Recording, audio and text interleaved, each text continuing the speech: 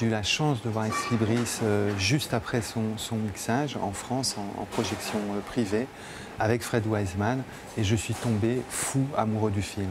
Je vois une raison, c'est que j'avais été frappé par la splendeur visuelle de National Gallery, qui était un de ces films, le sujet y prêtait, bien sûr, qui était le film sur le musée, sur ses peintures, comment elles étaient traitées, une splendeur plastique qui m'avait ébloui. J'avais été ébloui par la vitalité de In Jackson Heights, qui était comme un torrent de vie comme ça, qui m'avait débordé et qui m'avait enthousiasmé. Et là, dans Ex Libris, je vois dans ce film vraiment l'art de Wiseman à son plus haut, parce qu'il y a et la splendeur plastique qu'il y avait dans National Gallery et ce torrent de vie qu'il y avait dans In Jackson Heights. Il me semble que ce film réussit à unir ces deux traits. C'est un très grand filmeur. Et c'est quelqu'un qui attrape la vie américaine d'une façon inouïe, quoi. Et ces deux choses, la vie et l'art cinématographique, sont fondus en un seul et même film, et c'est Ex Libris.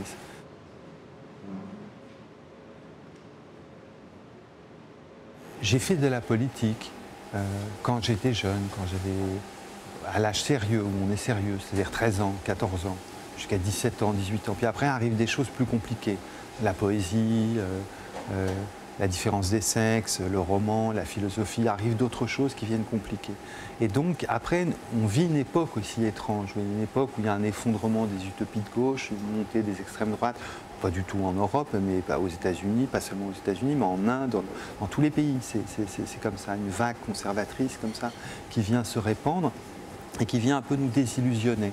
Alors là-dessus, moi, j'ai un point de vue dont je ne suis pas fier, c'est que du coup, je me dis, il y a des choses super belles. La musique, c'est super important dans ma vie. Une pièce de Webern, ça c'est important. Un poème de Emily Dickinson, c'est important. Alors j'allais voir Ex Libris en me disant, voilà, ça va parler de ça, des livres. Et il y a une chose pas qui nous dit, mais qui nous prouve Wiseman dans le film, c'est que parmi tous ces objets de pensée, il y a un objet qui est merveilleux et qui enchante le monde, c'est la politique. C'est qu'il n'y a pas plus amusant que la politique, c'est que ça fait partie de ces objets comme un poème, une pièce de musique, que nous échangeons. On n'arrête pas de s'échanger des choses. Je citerai une scène comme ça qui est hilarante dans un des conseils d'administration, c'est vers la fin du film. On voit, il y a un type qui dit, bon maintenant il faut qu'on parle quand même des homeless. Parce qu'évidemment, il y a un problème social, c'est qu'il y a tous ces gens qui sont sans logis. Alors les sans-logis, ils viennent à la bibliothèque, ils viennent pour dormir. D'un côté, ça embête les autres. Et on voit qu'il y a une des dames, et je crois qu'elle est afrodescendante, qui, elle, ne le prend pas du tout bien. La question des homeless, on voit qu'elle n'a aucune mansuétude pour les homeless, parce que juste, ils lui cassent les pieds, quoi. Et du coup, on voit toutes ces tensions. Comment est-ce qu'on fait pour fabriquer un monde dans lequel on vive qui soit un tout petit peu meilleur? But, you know, where should we be intervening in social policy around the homeless? As versus where should we be relying on the city, other private agencies that are expert and engaged in this, as we all face this problem. Et on voit que cette question du service public, elle est enjouée. C'est ça que je trouve merveilleux dans Ex Libris, qu'elle n'est pas pesante, elle n'est pas, c'est pas un impératif moral, c'est enjoué parce qu'on vit un tout petit peu mieux s'il y a du service public. Et c'est quoi un service public? C'est très compliqué. Et vous voyez, c'est cette scène que j'aime et c'est montré sans aucun angélisme sur cette question des homeless. Et est-ce qu'un service public, c'est de dire que les clochards, ils peuvent venir quand même profiter un peu de la chaleur d'une public library? Oui et non. Et il n'y a pas de réponse simple, quoi. Et c'est une tâche interminable et une tâche joyeuse, comme la tâche poétique, hein, de lire de la poésie, c'est une tâche sans fin. Voilà, de déplier un texte n'a pas de fin, de déplier une société ou un service public n'a pas de fin. Et ça, c'est la joie, c'est la définition de la joie.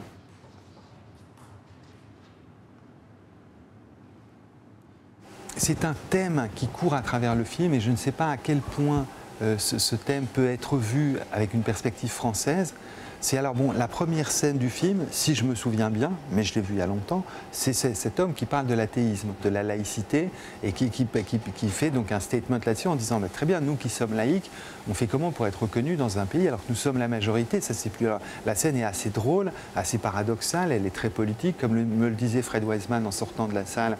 Il disait, je suis la seule personne qui ait gagné à l'élection de Trump, parce que du coup, tout le monde voit que Ex Libris, c'est vachement bien, puisque tous les Américains ont perdu à l'élection de Trump, sauf moi, puisque avec Ex Libris, j'y gagne.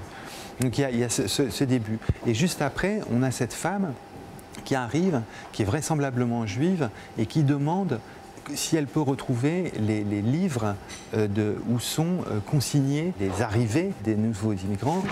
What I'm going to say we should do is take a look at the 1910 census and get that information about immigration and naturalization. What I would do next is do a complete document sweep and get everything you can find that might give you clues as to when he came in.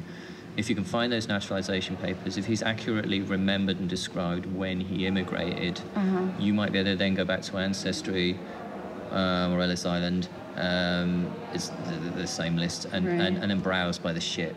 Elle va, ce que fait tout Américain, à la Public Library pour retrouver d'où elle vient, le fragment d'Europe. Chrétien, ça peut être irlandais, juif, ce sera la Pologne ou la Hongrie, et elle revient à la recherche de cette origine. On y va pour chercher cette origine consignée.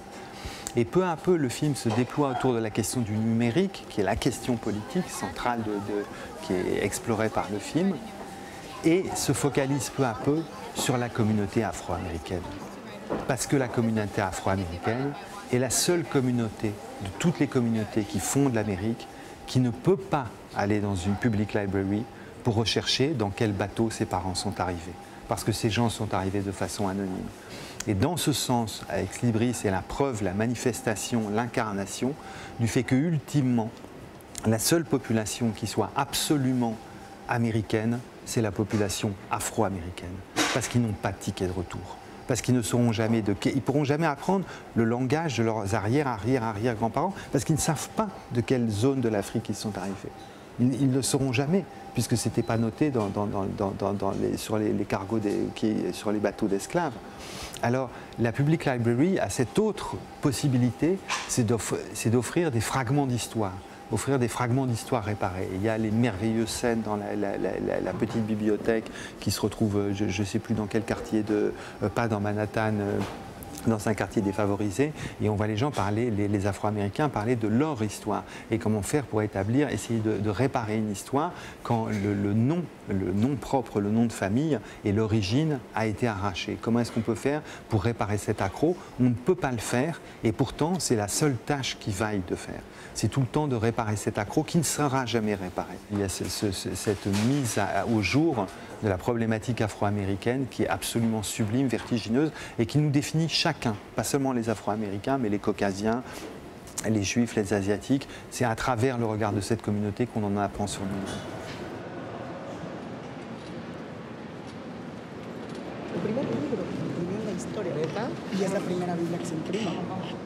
Cet enjeu politique sur l'histoire de la communauté afro-américaine, je pense que c'est vraiment vu à travers le prisme narratif de Wiseman, qui est cette femme qui arrive et qui dit « mais quelles sont mes origines ?» Et après, le film se déplace avec des gens qui ne peuvent pas demander où sont leurs origines. Et c'est à travers cette fable, et c'est un merveilleux romancier. Wiseman, quand il parle de ses films, il dit « mes répliques, mon texte ». Hein, c'est un romancier, c'est du cinéma du réel, et c'est pas du cinéma du réel, c'est un merveilleux écrivain. Alors il écrit avec une caméra et un magnétophone, mais c'est un écrivain.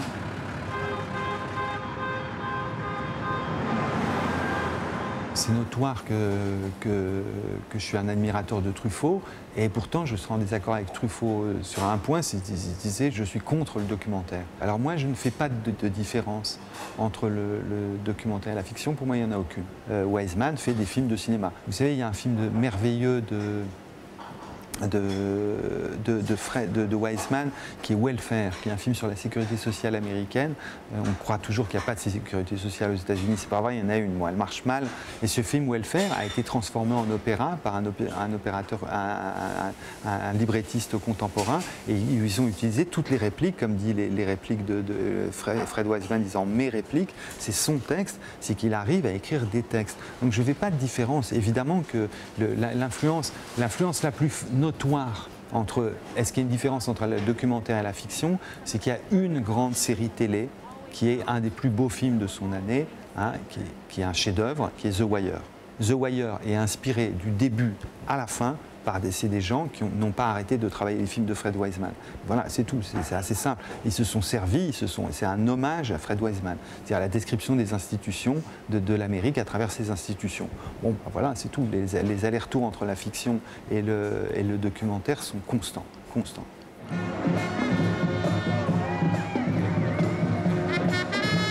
J'aimerais rapprocher ce film d'un film qui m'est très très cher, qui est Ragtime de Miloš Forman, qui de la même manière décrit la communauté afro-américaine comme étant ultimement, en dernière analyse, la communauté la plus américaine de toutes, puisque eux ne rentreront jamais.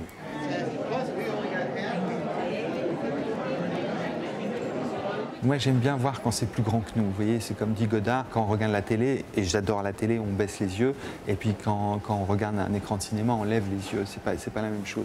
Moi, j'aime bien voir des gens plus grands que moi. Je crois que c'est ce que Fred Wiseman il sait faire. C'est quand, si vous voulez, c'est les gens qui filment, il les magnifie.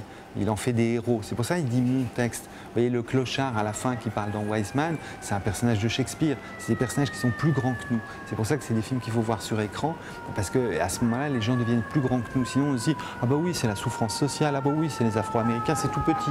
Vous voyez, mais c'est pas du tout, c'est des gens immenses qui montrent. Alors du coup, il faut les voir sur un grand écran.